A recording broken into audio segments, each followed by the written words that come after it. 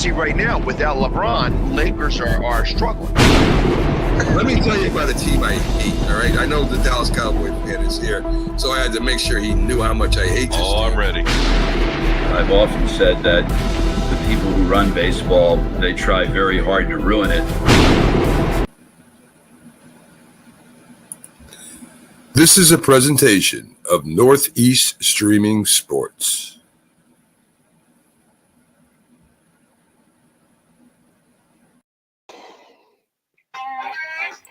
How are we all doing tonight? Welcome to the Northeast Streaming Professional Sports. Good evening, everybody. Good evening, Chad. How you doing today? Doing pretty well. All right. Yeah, as best as a 10-1 team can feel. Yes. You know, I was thinking, Pag, you know, you guys are 10-1. You haven't lost since, the beginning of the season almost, playing the Jets. Would it be would it be terrible if you guys didn't win the Super Bowl? Is it Super Bowl or bust for you guys this year? You know, there's so much more left to go to the season, and it's hard to be able to say like what tomorrow's going to bring in terms of the injury bug. You know, I would say that if everybody remains healthy, that there should be no reason why we can't go to the Super Bowl, including whatever happens this Sunday. Okay. You know, even if this Sunday turns out to be an absolute debacle mess, I would still expect that they should make it to the Super Bowl because you have time to be able to fix all the problems. Do you have to win it this year, though, Pags? Last year, you guys came a fumble away from winning it. I mean, if you guys didn't fumble that ball, you guys probably win that game.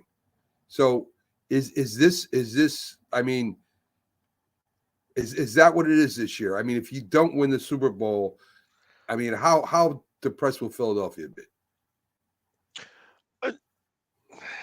You know, it's how depressed will Philadelphia be? I mean, I guess there would be some type of depression that would be involved because it would be like, hey, this is two teams in a row that should have won that didn't win.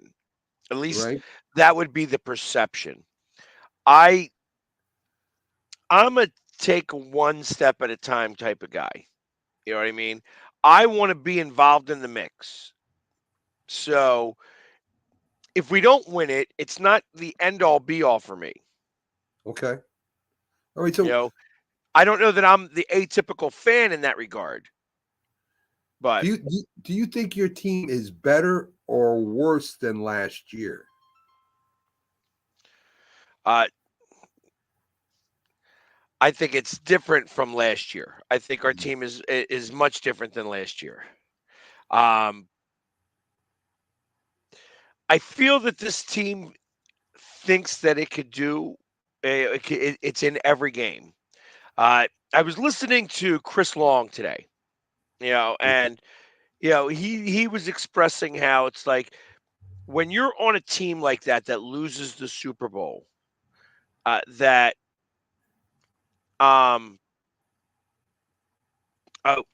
excuse me, give me 1 second. I forgot to leave a key into the car.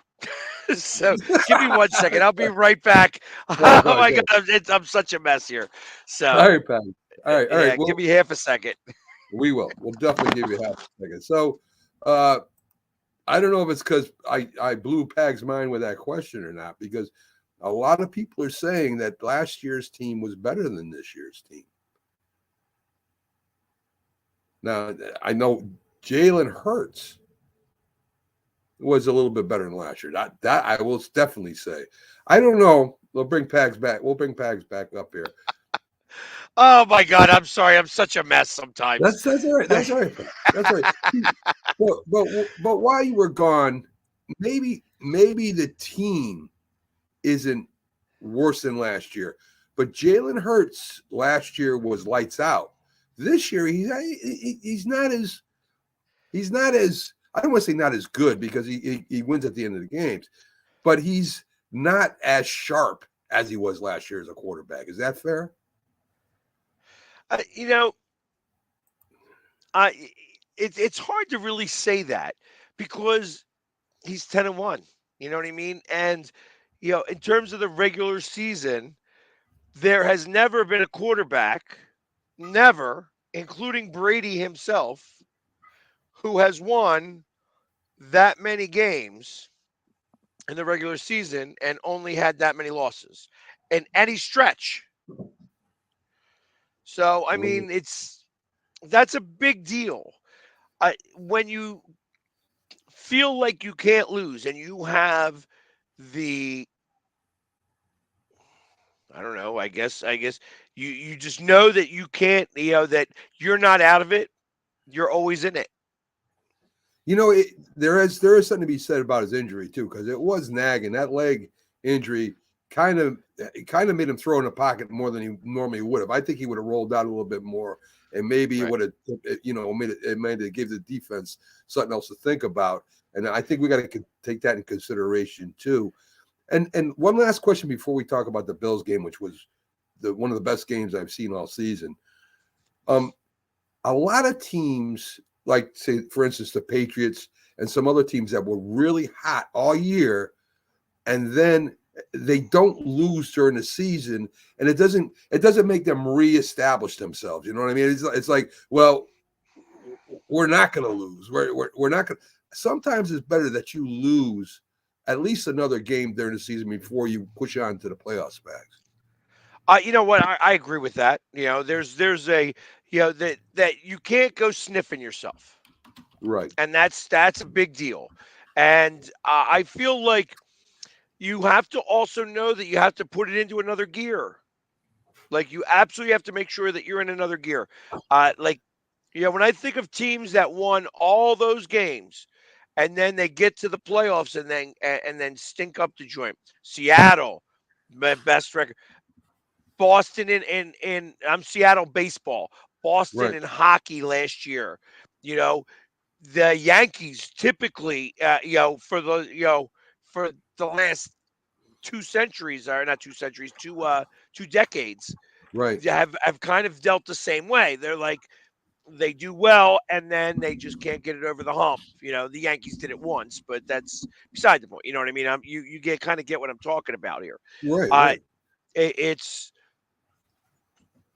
I mean, it's hard to be able to say whether they're going to be able to do it or not. I don't know. It's like I want to believe they are. This is going to be a great test this Sunday. You You got that know, right. after so much what happened, this is the game they had circled. They didn't have last week circled. They kind of had this week before that circled. Everybody keeps saying that we get lucky. Everybody keeps saying that it's the referees that do that. The referees have been making bad calls on everybody. You know, Yes, and and it I just so happens that everybody says, "Oh, the referees are to blame for why the Eagles are doing so well. They're getting the breaks at the end of the game." Well, they still got to the people still got to do stuff wrong, and everybody's got to make those mistakes to be able to oh, well, they didn't get that call or they didn't get this call or whatever because something else was going on. I mean, I don't well know. we talked about that on It's a Wrap. The officiating has just been terrible all year, and that's for all games. The Right. thing was that the Eagles on a nationally So did you look at televised the play? Did you look at the play like I asked you to? the horse There was collar. no Yeah, horse collar. well, there No was horse collar. they It they was had not a horse collar. they Oh my grabbed God, him everybody in the world said it, including they Hockley. they grabbed him by the back of the shirt over the name tag, which is a horse collar. That's the rule, Pax. That's That's the rule. no, Now whether no, now whether no, no, no, no, no. The rule is you have to pull down using the horse collar. well, That's they the put him purpose. this way. You have They to didn't pull have him you have to backwards. have the pressure coming from the horse What collar. His they didn't pressure pull came him. from the front, I understand that they didn't pull him and it backwards. wasn't on the back. I He get had it that. on the nameplate, and that was it. Well, that's what I just saw it again. I just saw it again, and they did grab him by the nameplate. They just didn't pull him The backwards. nameplate's not the horse collar. He grabbed him by the jersey. This Ian grabbed over the pads bag and pulled him forward. That's what I saw. Welcome, Steve. We'll get back to it. CJ, welcome from Jets World. CJ's here with us, and I'll tell you, no one's more happy that the Eagles beat Buffalo than the Jets at this point. It kind of gives them a little bit of glimmer of hope, there. And with Rodgers maybe coming back in 21 days or something like that, I read. But let's finish up with Pax here on the game. Unbelievable game. Buffalo blew it. Buffalo had them in the first half. Pags, I told you that the Eagles were going to win this game. I told you that I thought it would be a close game and that it was going to be a trap game. I didn't doubt it. I think we were both right because I said it was either going to be a very, very close game that I thought the Eagles could lose, or it was going to be a get-right game. The fact that they haven't had a get-right game makes me a touch nervous. Right. But I don't care. If they win this week, it's all, then I don't care anymore. Pags, you were there. You had to be, and at the end of the first half, I mean, listen, the only thing that the Buffalo Bills didn't do was score, right? I mean, they're only up by 3. Any other way, they dominated you the first half. Offensively, they were up by 10, actually. 10 at the end of the first half. All right, 10 points. And I'll be honest, we have been a second-half team. The one thing that I will say about this team is that they were able to make the adjustments well enough to win the game in the second half. That it doesn't matter how much we're down by, because, I mean, we have gone down by 17 points. We have been outgained in these games, but somehow we've been winning. It's no longer luck. Luck is when preparation meets opportunity, and when these teams going to give us opportunities, we're going to go ahead and win those games because they're the ones screwing it up, not us. It's no longer luck when you take advantage of the mistakes. I think you hit it on the head. I think you guys make the adjustments at halftime that you had to make to put away Buffalo. And to me, the hero of that game was your kicker, Pags. 59-yard field goal in the rain, and the field makes a 59-yard field goal under those conditions to force it to overtime. I mean, I've seen on drive fields people miss from 20 yards. This guy hits it from right down center, 59-yard field goal. That was unbelievable. Do you find it I'm trying to think of the word, not funny, but kind of ironic? They changed the rules, the overtime rules, for the quarterback of the Buffalo Bills, Josh Allen, and he's 0-5 now since they changed the rules. That's crazy. Great game, exciting. I enjoyed the whole game because it was nonstop. I don't know what happened on that last play, that option to the receiver, where the receiver cut the wrong way or Josh Allen threw the wrong pass to the wrong pattern. But when you have option routes, this is what happens. The receiver sees something, quarterback sees something else. I never liked option routes, CJ. I always thought that's the play. You run a post. I don't want you deciding in the middle you're going to go out instead of going in, and I'm throwing the ball in. Right. It's crazy. Yeah, one of the biggest things about some of the options, especially now because you have a lot of these, a lot of the offenses want to be a little bit more creative when they're using things, right? And so one of the things that they want to do is they want to try to throw the defense off balance. But the thing is that a lot of these offenses, they think they're being creative, but they're basically just recycling the same garbage that they've seen years ago. So eventually, sooner or later, people start to figure it out. Now, that being said, it doesn't mean if you don't have an athletic quarterback, you can't pull off a lot of these because, when Colin Kaepernick was in the league, right? What did the 49ers always used to run? They ran the pistol, right? They were one of the first people to run the pistol. And then all of a sudden, everybody was running the pistol. Okay? A few years before that, all right, Tony Sparano, when he was head coach of the Miami Dolphins, what was he doing? He was running the Wildcat. What did they start doing later in the year? And then years after that, people started running the Wildcat. And then eventually you figured out how to stop it. So, I mean, it's just, all it is just recycled and someone else's creative idea on how they would run that particular play.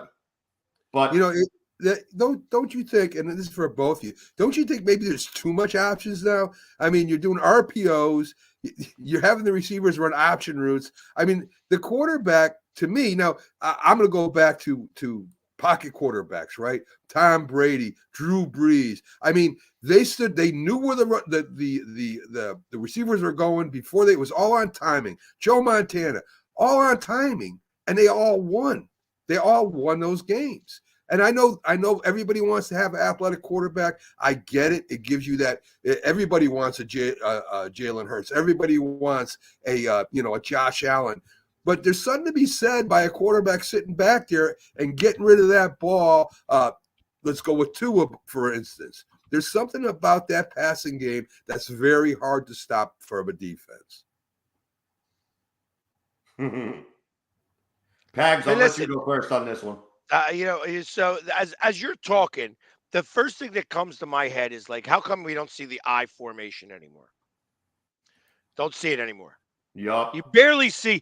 I want to say there's only been about 30% of the snaps throughout the entire NFL that has been under center. Yeah. Center now has got to throw it backwards. You're in a shotgun formation all the time. That's where a quarterback operates out of right now, because it's not worth it to get up under center. The fullback is going to come back into play at some point. And the difference is that the fullback is going to start being a tight end. Yeah, that's where fullback. That's what the fullback is become. The tight end has become the fullback, or it's going to start to rotate back again, where you're going to have the tight end and a second tight end, and going like big packages. But it's going to be a fullback type of set. And that's because everything does get used. You're right. It is. The options are all the same. You got 1, 2, 3, 4, 5. One's the quarterback. 2, 3, 4, 5 is the receivers, and then everybody else is on the line blocking. And that's not new either. They call that the H back, right? That's they've been using the H back tight end, and that happened in New England and Dallas years ago. So I mean, you can't be there's not too much that you can redo since the 1920s. I mean, they were winning the option way back then. So let's finish up with the game. Jalen Hurts plays great at the end. He throws for 3 touchdowns, runs for 2. One's on the old tush push, and there you go. Eagles win the game again. So going to be an interesting game next week for you guys, Pags, at San Fran. Right, if I'm not mistaken, is that what we're home? Yeah, yes, we're home in Philly. We are a home dog in Philadelphia. Isn't that the best something? Team in the league is a home dog. Yep, somebody knows something, I guess. Good evening, Keith. Keith Engel from TGI Sports Talk joins the panel. Let's. Good evening. I guess Rick is tired of hearing the Bills complain. I am too. I mean, I'm just making the point about that horse collar that Pags doesn't think it's a horse collar, but that's all right. It wasn't a horse collar. Oh, anyway, you're right. I'm tired of complaining too. Time to push on. Let's the Bills go win the next game and stop crying. So the AFC East loses to the NFC East again, and let's start with the Jets, CJ. I don't know what to say. Zach Wilson gets pulled after 2 interceptions. Boyle comes in and ends up throwing an interception on what some people are calling maybe the most embarrassing play, called the Hail Mary, in a long time for the Jets, since the butt fumble, I guess, is what they were kind of comparing it to. I understand. I do too. I thought that was better, but this was what drove me crazy here. I watched the guy intercept the ball, and I figured, okay, somebody's going to tackle him.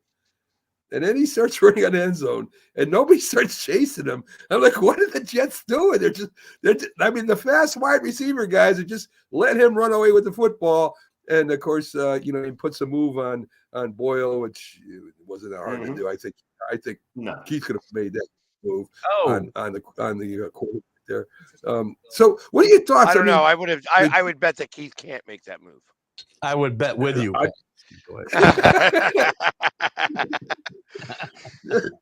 But CJ, what's going on?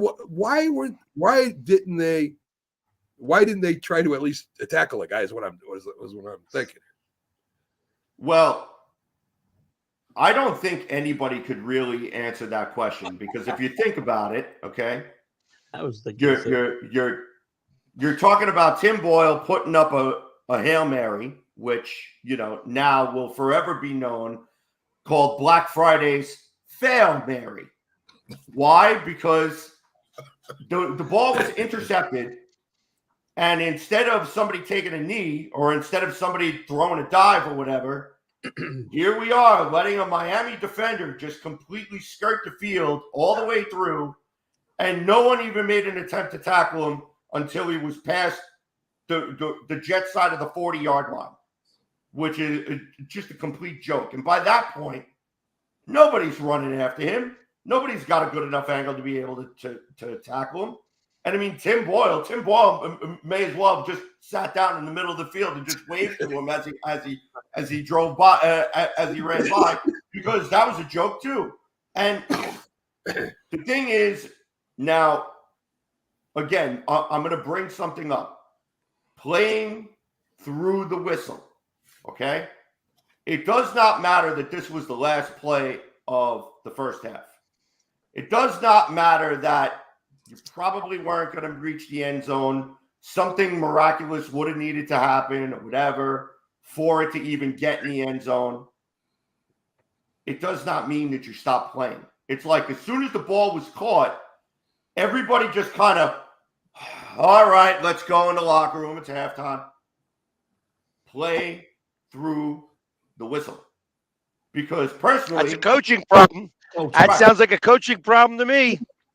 No, that happened. That also happened in Pittsburgh, correct?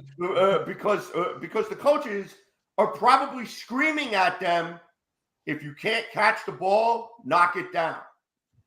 If you're in a position to make a play, make a play. And the problem is, you had everybody at the back of the end zone. Nobody was in the front. And there should have been 6 people around that Miami defender who ended up intercepting the ball. And he should have gotten his block knocked. He shouldn't have been able to get past the 5-yard line. Okay? I agree. Or he as soon as he caught that ball, they should have brought him down right there. And the problem is, I agree. There was no execution on the play. Okay, you guys remember when I was up here last week? What did I say about this game? Don't embarrass yourselves, right? We know you're going to lose. Just don't embarrass yourself. What do? You go on national television for the only NFL game on the slate for Black Friday, and you embarrass yourself. First it was the butt fumble. Now we got the Fail Mary. Congratulations, New York Jets franchise. Congratulations. You guys know how to destroy and upset and completely crush a fan base that's already been destroyed, crushed, and upset already. Wonderful job. Bravo. All right. Okay. I'm so happy we didn't have to beep any of that. He's getting better. No. He's getting I better. learned my lessons from the first show. All right. Yeah, but you're never going to live it down from me. I'm still going to always bust your balls about it. That's fine. You go right ahead. But the same thing happened in Pittsburgh, correct? With the receiver. When they fumbled it, he's just standing there looking at it. Yeah. And let's welcome in. Let's welcome in Jim Jeffco, 2-time Super Bowl defensive end for the Dallas Cowboys and also played for the Buffalo Bills. Let's finish up with the Jet game, right? I mean, what was Bryce Hall, or is it Breece Hall, was stuffed the whole game. They shut him down. They wanted Boyle to beat them with his arm, and he's not that type of quarterback, right? He's a game manager at best. He's really a second string quarterback behind who's now the third string quarterback. Behind the second string. What is that? I'm not sure. He's going to be the 5th string because I think the dude who bags at Walmart is probably like he's probably next on the depth chart before they put Zach Wilson back in. Oh man! Oh, I mean, listen. I quarterbacks. Keith, yeah, the Patriots are next, so don't get too cute over there. So the thing is, Miami stopped the run. They were able to run the ball at the end of the game. As Ben, every game I've seen with the Jets, they come out, their defense is aggressive. They're returning interceptions for touchdowns. They're making the team fumble. By the end of the game, they're frustrated. They're tired, and the other teams just start running the ball on them. CJ. Mm-hmm. You saw the example of that 2 weeks in a row. We saw that versus Buffalo, and we also saw that versus Miami. And here's the problem. And the problem is that you're asking your defense to now pitch a shutout, as well as try to score points while your offense is still stuck in neutral. At neutral, believe it or not, would actually be a compliment at this point. They're stuck in park in the back of the garage. They haven't even made it to the front of the garage yet. Okay. So, the problem was we know the quarterback is an issue. We know that the offensive line is an issue. We know that play calling is an issue now. So regardless of whoever it is you want to point fingers at, there are more people to point fingers at through this whole mess than we can count. And it all goes back to one person, Aaron Rodgers. Why? Because the Jets sold their soul. They looked at the defense and said, we have a championship caliber defense, and we feel that we are a quarterback away. No. You weren't just a quarterback away. You were a quarterback, an offensive line, and a few wide receivers away. Okay? All of us here know that the game is won and lost in the trenches. You could have a tremendous defense, but if your offense cannot score points, if you can't even generate field goals on a regular basis, where even if you're not scoring touchdowns, you know that you can get to the 20-yard line, you can get to the 18, you can get to the 16, you can get to the 10, and you know out of that drive, you're at least getting 3 points.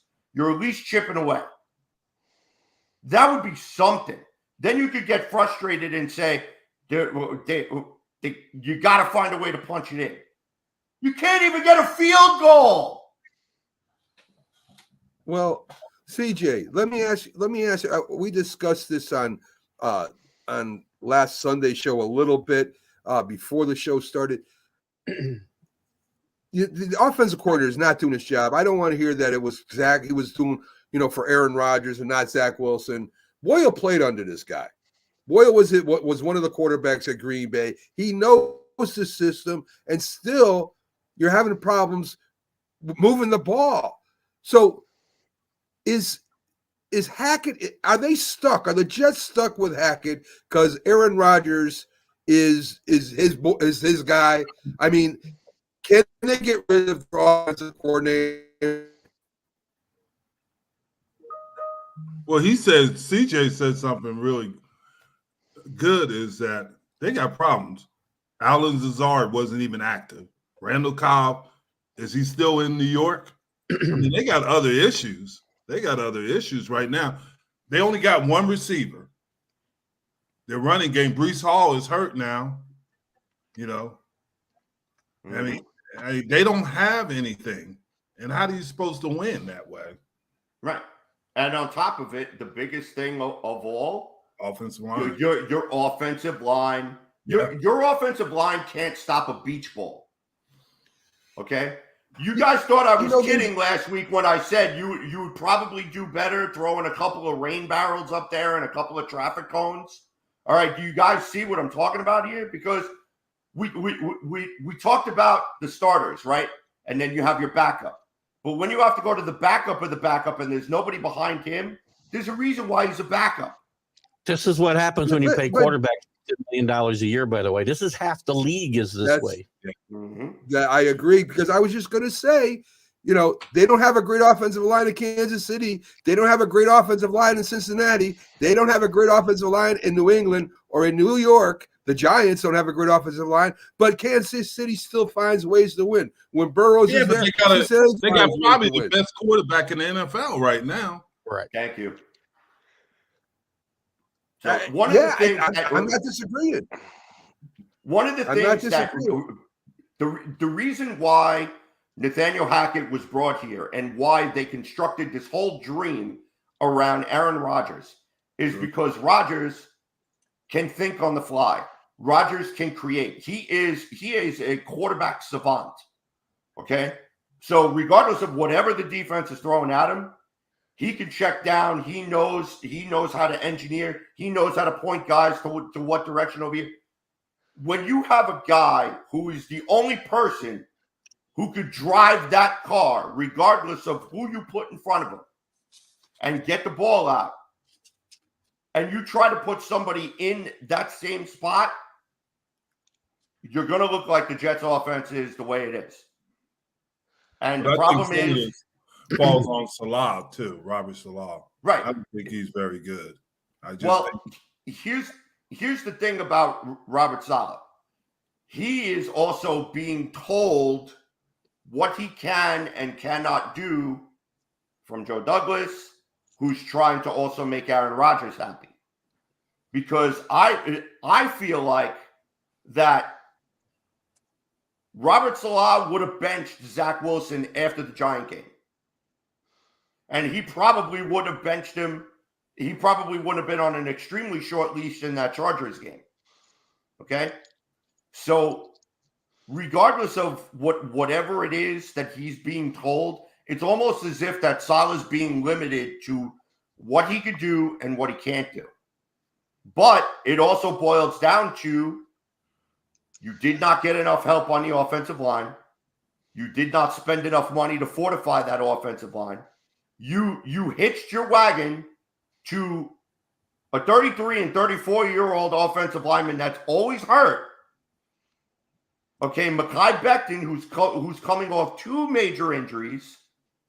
Elijah Vera Tucker, who's arguably your best offensive lineman, and he was coming off an injury. Yeah. So I mean, you need to do exactly what the Buffalo Bills did for Josh Allen. Granted, right now it may not look as good because they're aging or whatever. What did they do, Josh Allen's second year? Jim, please tell me exactly what the Buffalo Bills did, all the way to the. Please say it loud so the people in the back can hear you. They got some offensive linemen to help them out and block, but now they got the same issues again because Josh is starting to run for his life. Right, but before then, right, the offensive line, they went out, they got Mitch Morse, they got a couple other guys. Yeah. The Bills ended up having like a top 5 offensive line. Mm-hmm. And they were healthy and they were good. So let's talk offensive lines with Keith Angle in the New England Patriots. I know he can't. He can't wait to get. I can't wait to get in here. Mac, before you go, I got to say this because when I follow CJ, I really feel good about my 2-9 football team.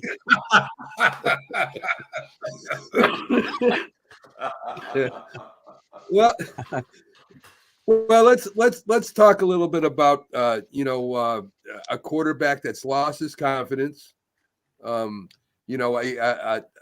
quarterback that's behind him that seems to have at least gets the ball out quick and maybe a little bit of a stronger arm, or maybe he pushes off his back foot better than Mac Jones. I'm not sure, Keith.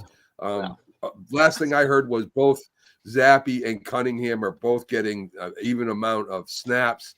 And right now, Mac Jones is standing behind him, watching him. That happened when you feel. Yes. Then when you feel, when your he did. When your field goal kicker misses a 30-something yard field goal at the end of regulation, I mean, does that just says everything about your season in a nutshell there? It's just a comedy of errors. I mean, he didn't just miss it. My God, he missed that. I've seen guys kicking on game day. That $100,000 challenge that Pat McAfee has. The guys are closer. Oh, my goodness. That was awful. I mean, he missed that by about 30 yards right or left. I'm sorry. It's just. And he was at the right hash mark. Yeah, he was. This guy. He's been terrible. Our best player every week is a punter. The punter's been really good. And that's all that's the only thing I got to hang my head on all year is a punter. That's bad. That's bad. Yeah. Now, actually, they did some things good. They ran the ball really well Sunday. Yeah, they did. Steven just short 100 yards. They averaged almost 5 yards a carry, 150 yards. But the passing game is atrocious. And it's not, Billy Zappe's not the answer. He's no better than Mac Jones who has no confidence. I haven't seen anything out of Billy Zappe that makes me think he's going to help us win a game.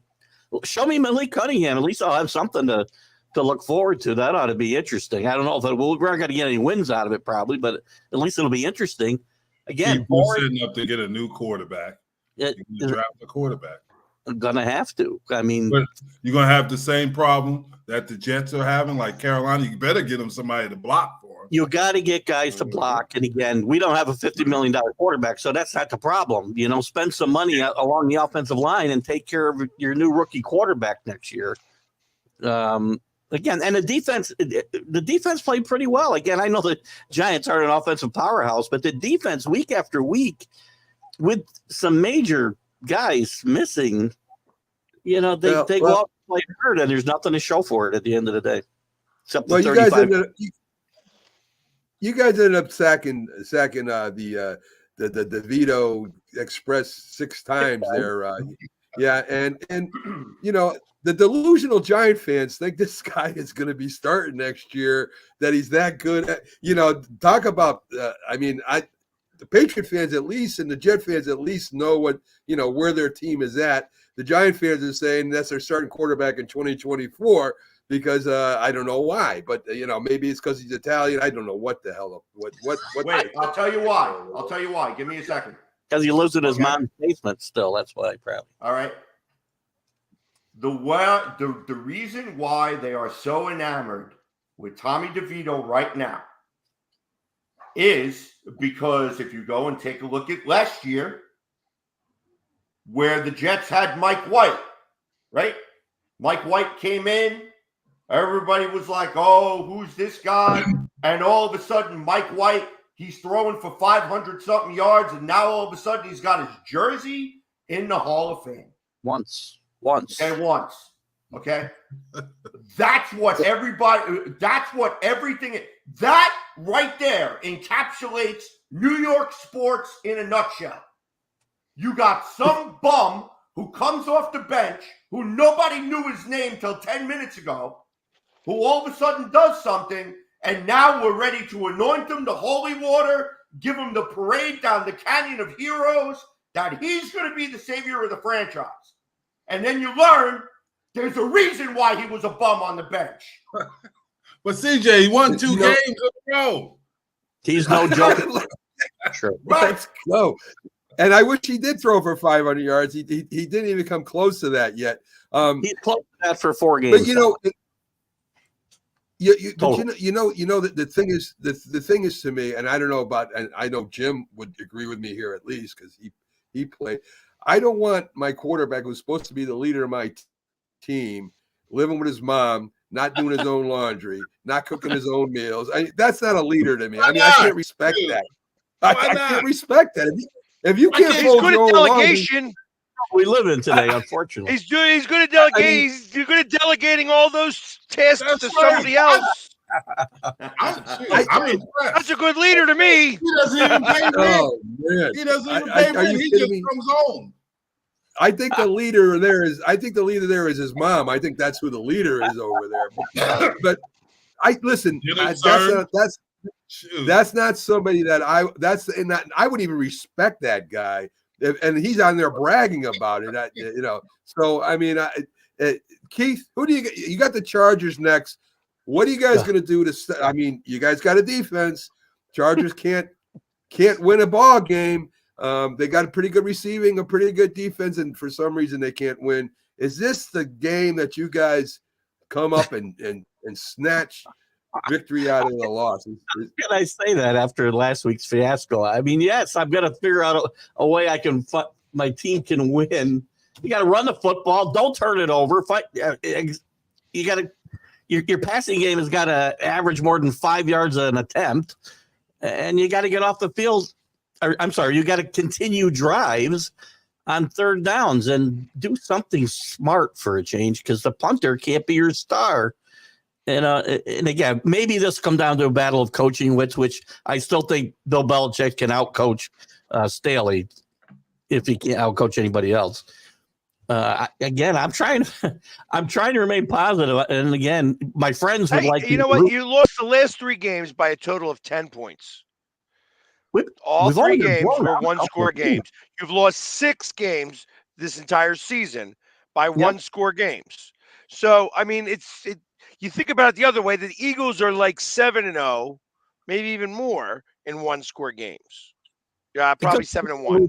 Games. So good teams don't lose those games. Good teams find a way to win those games. We find a way to blow those games all the time. That's because you're not a good team.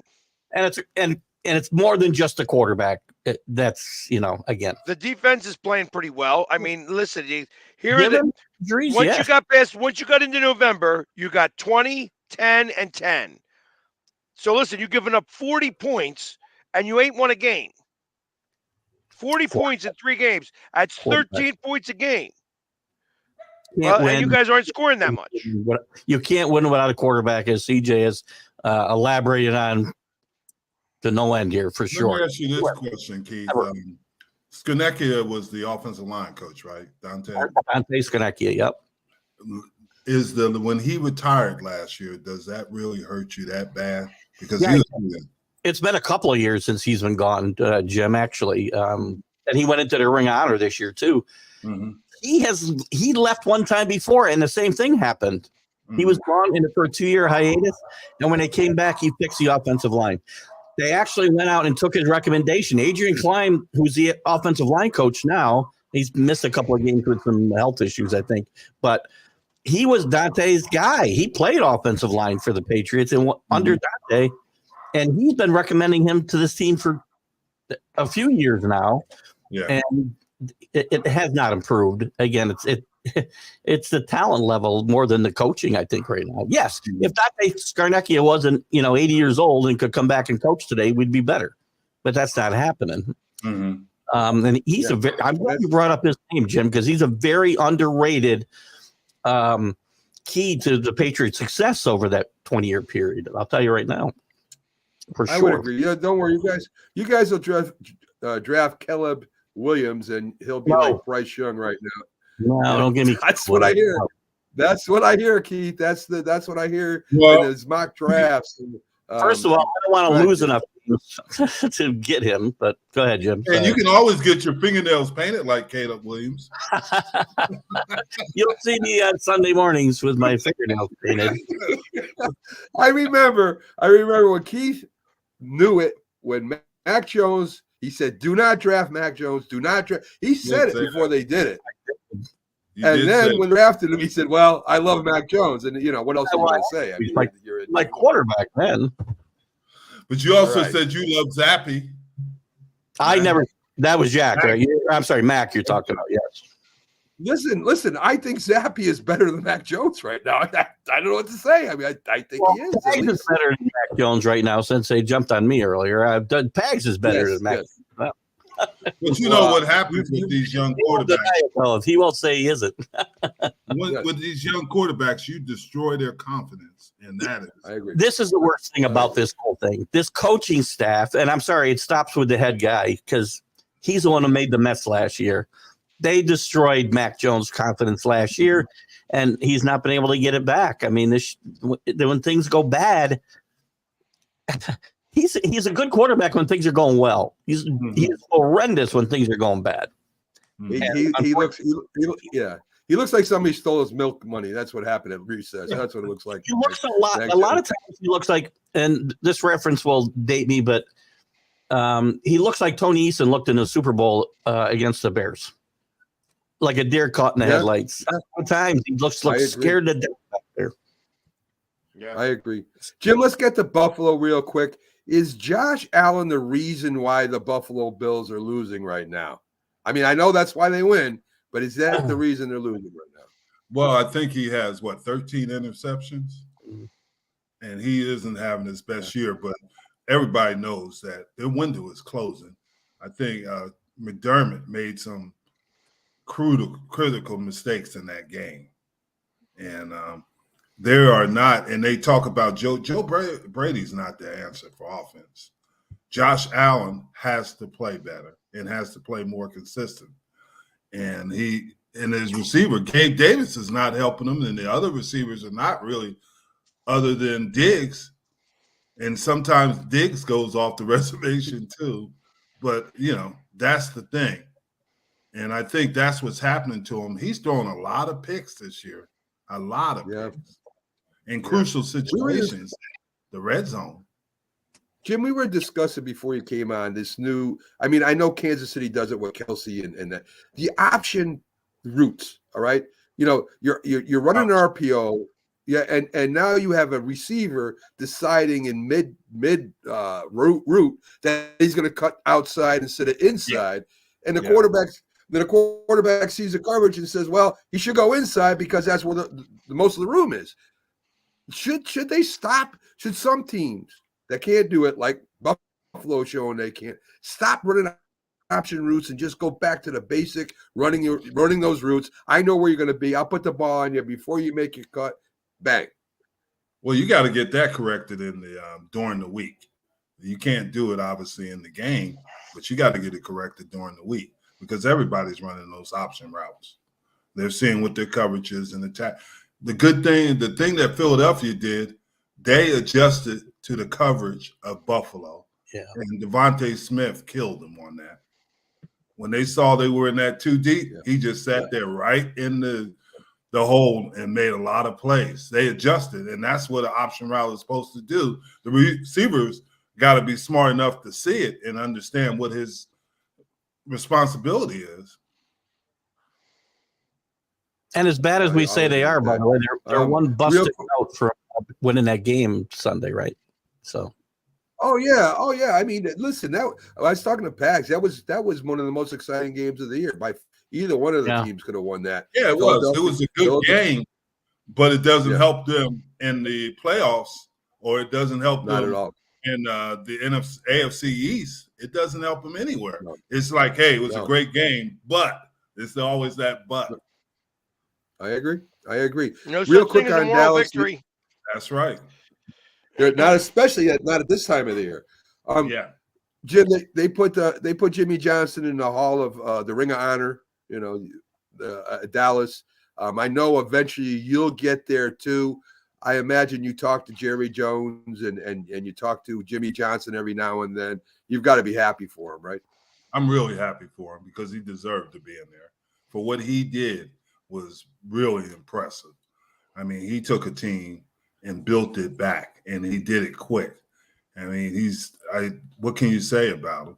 He's done some great things, and it would be worth all that money if it wasn't for Jimmy Johnson.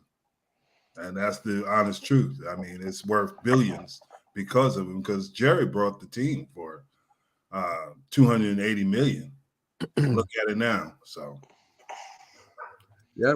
I mean, you guys played so good on the offense, Dak dropping dimes. Your running game was, everything was working during that game.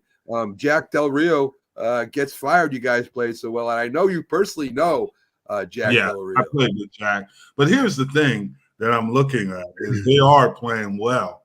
But Seattle is 21st in the league against the run, and I think the 23rd against the pass. But Seattle is still a formidable opponent. And I don't think they were as good as I thought they started off hot, but right now they're struggling. But they still got Metcalf. They got the other receivers. They got 3 receivers that can beat you. So you're gonna have. Well, they need the quarterback to be able to get him the ball, Jimmy. He's hurt right now. His bicep. He's got injured bicep on his throat. Why is he even out there right now? I don't understand why they don't put him. He must not trust Drew Lock. I would think not. And Gino wasn't playing as good as he played last year, even before he got hurt. That's been a big problem up there. And that's the problem with some of these quarterbacks. They get a little bit of money, or a lot of money, but they struggle in that next year. You know, you pay them all, and you can't get rid of them. And now they're making all this money, and they're not as effective. What do you think about your new cornerback? Is he going to be all pro that replaces the all pro Diggs? And I mean, he's having an unbelievable year with his pick sixes.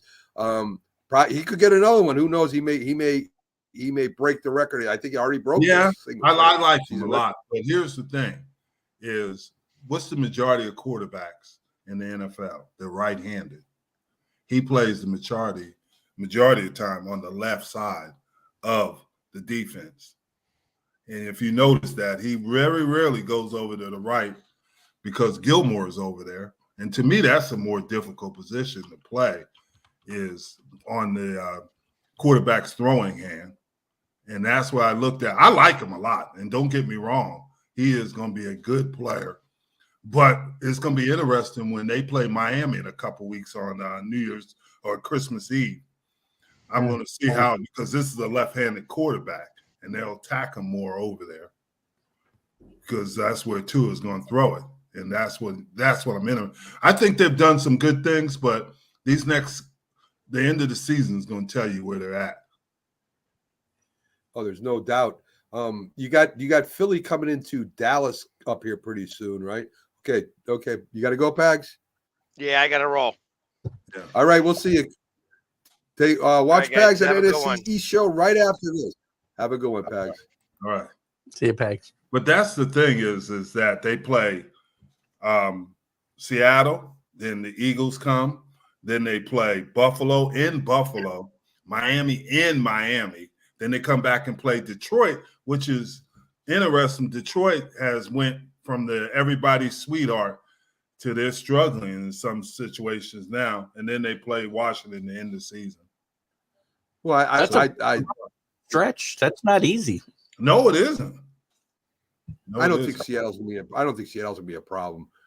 I worry about that because they do some things on it. And then Pete Carroll, who did he learn his defense? I mean, Dan Quinn, who did he learn to coach defense from? Pete Carroll. Yeah, right. So he knows how to attack them. I think Dallas has just got a more talented team than Seattle. Be honest with you, I really do. So they got their defense. Dallas' defense is unbelievable. Geno Smith is going to get hurt. I mean, going up against that defensive line if they don't protect him. They don't protect very well. They don't protect very well on Seattle. They got a lot. They've been struggling with protections. But you never know. That's because their running back is a good offensive front, though, right? I mean, Russell Wilson. That's why Russell Wilson was always scrambling around, throwing up crazy plays because they couldn't protect him. Yeah. And Kenneth Walker is not going to play. He's doubtful. There's a possibility of your guy from the Giants they traded for. He's hurt, and there's a possibility he's not going to play. Yeah. It's kind of to me right now they don't got a running game and he's just dropping back and standing there and just waiting to get hit almost. It's tough. It's tough when the other team knows what you can do. You got three big time receivers. You got but Jim, really? when the defense knows what you're going to do, I mean there's no mystery there. I mean, you know what I mean. I'll talk real quick about the Giants here. I know you guys are all excited about hearing about them and their big 2-game winning streak. San Francisco Giants. We're going to baseball. They could be the San Francisco Giants, I guess, of the Major League Baseball. I don't know. Saquon Barkley playing really well. The young rookie Hyatt was the leading receiver for him. I told you Sunday. You did, and it's a good thing that he is the tight end. Bellinger's playing really well, blocking and catching the ball. I know supposedly Waller will be ready to go, and Tyrod Taylor might be back too. So real quick, for all you guys, would it be a mistake if Tyrod Taylor is healthy? Do you still roll with DeVito, or do you put Taylor in? What do you do there? I'm playing DeVito until he just can't pull. He shows he stinks. I mean, Tyrod Taylor's not taking you to a bunch of victories, and if he does, what's the matter? He's 34 years old. I find out what the kid's got. Yeah. Maybe he's there as a backup quarterback next year. You got to find out how good he is. I think. Or you can trade him to the Jets. Exactly. Jets or the Patriots. Yeah, I'm laughing. I'll take him too. CJ shaking his head no too. CJ doesn't want any part of that. You get him for cheap, CJ. Yeah. I mean, yeah. But anyway, you can get all the free chicken parmesan you want with that. With all the there you sauce. go. I mean, what else do you? Listen, I mean, I can in New make York, chicken parmesan. I don't need a guy to bring in. I need a guy who's going to play quarterback, not to feed me. Oh my goodness. Oh Lord. One more thing. I think the Waller's ready to come back too. He might get in on some passing downs. That should help the young quarterback. Yes. So I don't think so. I think I'm Waller. just throwing things out there. Yeah. I'm throwing. They got a bye week. They go and play in Green Bay. Green Bay. I don't care if they beat Detroit. Green Bay is an average team at best. We're a little below average. Our defense forces some plays by Love, and we could win that game defensively. I don't expect to really Love it on it. Into a He had one good game, and everybody's he did. No, he had before that. He's won 2 in a row too. He has played well. My quarterback won 2 in a row too. If you want to count it in, and so what? I mean, I don't care. I don't think Love. I don't think Love. I agree. I agree with Keith. You just don't like Love. You never like Love. Bryce Young. I know, Jim. These are quality quarterbacks out there right now. So anyway. I'll take him too. Maybe. Yes. Well, yeah, I know. Yeah, in Dallas. Yeah, you guys. They would. No, love I him wouldn't take him in Dallas. I'd take him for the Patriots. Okay. Yes, thank you. Me too. Okay, hey folks, thanks for joining us. As we always have fun on the Northeast Professional Sports. We got a lot of guys that are frustrated, but we make fun. We don't sit back and cry. Besides Dallas and the Eagles, who are almost bragging now. They're playing so well. So anyway, thanks for joining us. Respected. You're only half respected on the show, Jim. You know that. Wow. Right? That's true.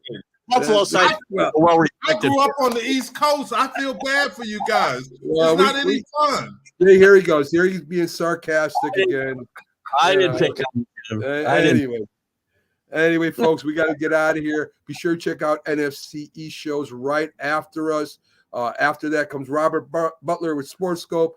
Then after that comes all things football from a lady's perspective with Sonia Pearson. So we got a lot of shows coming up after this. At 8:00, we have J&B Talking Shop coming on right after this too. So folks, got a lot of shows for you to check out. Have a great day. All you guys, thanks for coming on again. And thanks for all the views and all the likes. Have a good one. All folks. right, guys. Good seeing you. Weekend, guys.